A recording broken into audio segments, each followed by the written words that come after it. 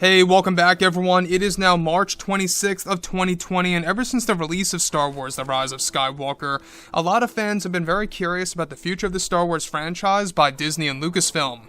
This is Mike Zero. Make sure to subscribe if you are new to the channel for future Star Wars content. Now, one thing about Disney Star Wars is that we do know that as of right now, they are making drastic changes to the known Star Wars universe that they are currently developing as we speak, that's really going to expand different eras of the franchise, as well as creating brand new eras that we have never seen before in the Star Wars universe, whether in Legends or the current canon. Now, when we look at everything related to the new Disney CEO, Bob Chapek, we do know that he is cleaning up house over at Lucasfilm. He is essentially bringing in new creatives and promoting other creatives like Dave Filoni and Jon Favreau, and even bringing in George Lucas into the mix to really have a large say in the matter of how Star Wars should be handled for the next couple of years.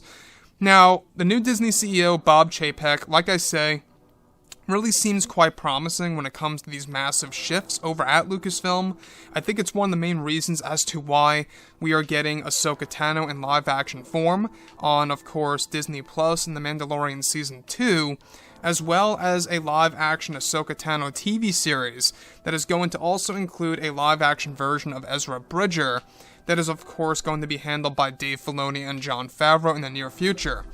Now, with that being said, what's really intriguing and quite controversial at the same exact time for some fans is that now that both Disney and Lucasfilm are finished with The Rise of Skywalker, they are focused on their new Star Wars trilogy of films, as well as their new Star Wars universe. Now, it's noted that currently the new Disney CEO, Bob Chapek, is making many changes over at Lucasfilm to ensure the future of the franchise will be very successful, and that they want to regain the lost fans of those who were not satisfied with the sequel trilogy movies. Now, it's explained that the new Disney CEO has a plan to restart the prequel trilogy era of Star Wars movies for the new Star Wars universe in several ways, where it's explained that Bob Chapek wants to explain the full origin story of Anakin Skywalker in the new Star Wars universe in a different way, by developing new stories for the new universe that will take place during the prequel trilogy era, that will set up the concept of both Palpatine and Plagueis being the official creators of Anakin Skywalker, and by also introducing an ancient Sith known as Tor Valum, who introduces the idea to create Anakin to, of course, both Plagueis and Palpatine through Shmi Skywalker on Tatooine. Now, it's explained that this major retcon is an idea by Bob Chapek over at Disney, and that he wants the creatives over at Lucasfilm like Dave Filoni and Jon Favreau to handle the details quite smoothly and to the point where it will be an attractive story to tell to the fans for them to enjoy. Now, it's noted that Disney is making major retcons to Revenge of the Sith, and are also going to retcon the concept of Padme's death at the very end of Episode 3, that will be fully explained in the new Star Wars universe, where George Lucas is said to also be involved with these retcons of the prequel trilogy era.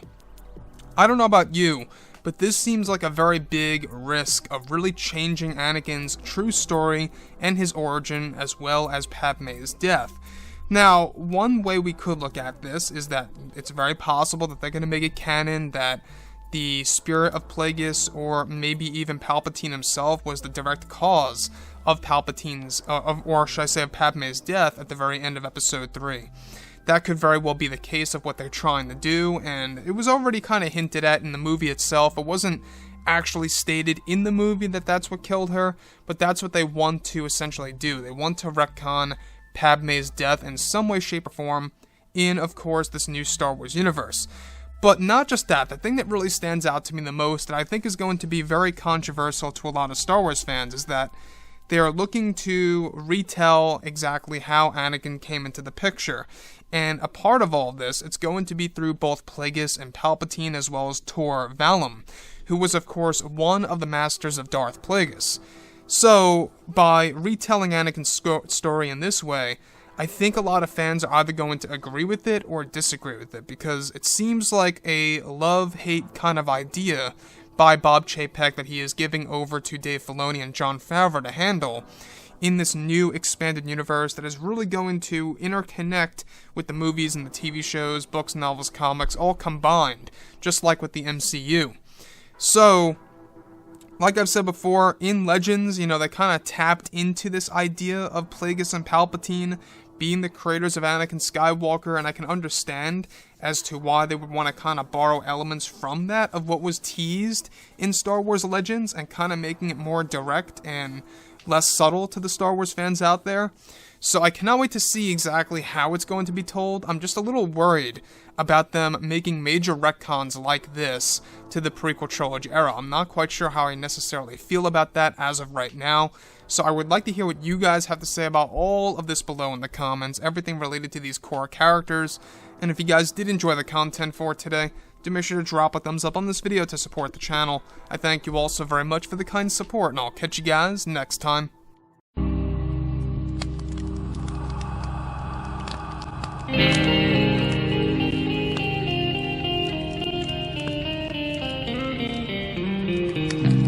Gun in hand, we are alone again. No hiding from night to moon.